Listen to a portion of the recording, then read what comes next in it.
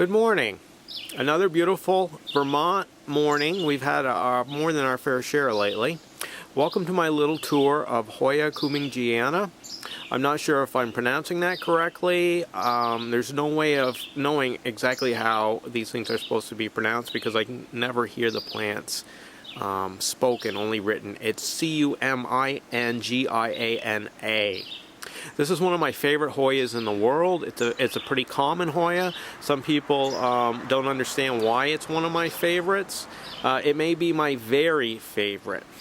It has a beautiful scent, very nice blooms. This plant is extremely adaptable.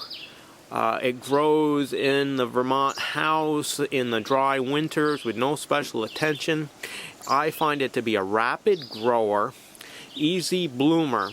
I've read some places that people consider this a slow grower. That is completely false. This is one of the fastest growing Hoyas that I have, and I will show you soon why I say that. This plant here is kind of special to me because I grew this out from an actual seed that was produced from the mother plant. That will be the second part of this video. We will show you the mother plant. It has a very nice blossom. Here is 2 blossoms and a set of buds that is getting ready to open. The scent is very spicy. I find it kind of cinnamon-like. It's a beautiful smell. It can perfume your whole room. Easy bloomer. Prefers good light, but it's not overly particular. If you want it to bloom, good light would probably be helpful. Now, this plant here is about 2.5 years old, grown from a seed. So this was really a seedling. I'm going to spin it on the carousel just to give you an idea. Here's another set of blooms along with buds. What else can I say about this Hoya? It's a native of the Philippines. It's a non-twining variety, so I believe this Hoya should only be grown on a trellis. Some people try to grow it in hanging baskets. I can't for the life of me understand why. It grows on a trellis extremely well. You just have to anchor it. This Hoya grows so well, I think it would be an excellent Hoya specimen, maybe the best to grow on a topiary type situation. Alright, I'm going to end this part of the tour of Hoya cumingiana, and when I come back we're going to take a look at the mother of this plant. Maybe the largest Hoya cumingiana potted specimen in the world. If you can find another bigger one, I want to know about it. Hi, welcome back to the second part of my visit with Hoya cumingiana. I'm about to show you the mother of the plant that you just saw.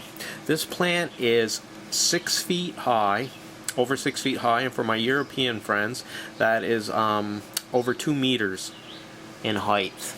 This plant is approximately 8 years old, started from a cutting. I'm really afraid that this plant is finally maybe outgrown me. It's going to be a sad day, but I'm unsure if I'm going to be able to keep it. I'm going to have a very hard time of showing you the entire plant because it's just so massive. This is what I meant by this plant is a very rapid grower. This plant produced seed 2.5 years ago, and I started a number of baby plants. I also have another one of these plants at work that I started from a cutting from this plant. But this is the mother plant. All I can do is show it to you in the greenhouse. I can't get around it. It's very difficult to move, and it takes up a massive amount of space now. I wish I knew of a nearby botanical garden that would come take this plant off my hands. But it is an absolutely outstanding Hoya, and it's why it may be my #1 favorite Hoya. I hope that anyone who sees this will now come to an understanding of why this plant is just so spectacular.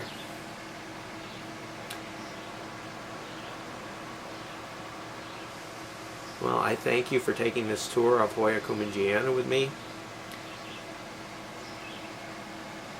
A truly spectacular Hoya, easy to obtain, and I think everyone ought to have one.